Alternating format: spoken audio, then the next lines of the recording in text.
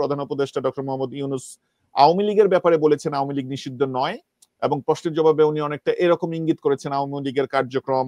যে কোনো সময় শুরু হয়ে যেতেও পারে, শুধু নির্বাচনে অংশগ্রহণ করতে এটা আমি পুশব্যাক করছিলাম যে বেসিক্যালি এটা কিছু কিছু মিডিয়া আউটলেট এইভাবে জিনিসটা প্রচার করেছে, কিন্তু আমি মেহেদী হাসানের ওই পডকাস্টটা শুনেছি এবং মেহেদী হাসানের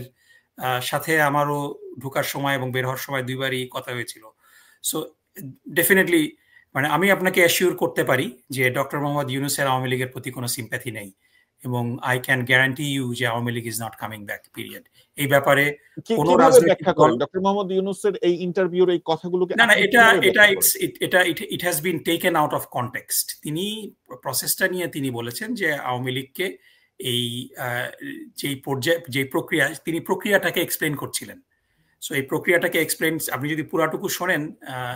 ইউ উইল আন্ডারস্ট্যান্ড যে where he is coming from. So তিনি প্রক্রিয়াটাকে এক্সপ্লেন করছিলেন যে প্রক্রিয়াটা এরকম যে আওয়ামী লীগকে ব্যান করা হয়নি, আওয়ামী লীগের কার্যক্রম স্থগিত করা হয়েছে,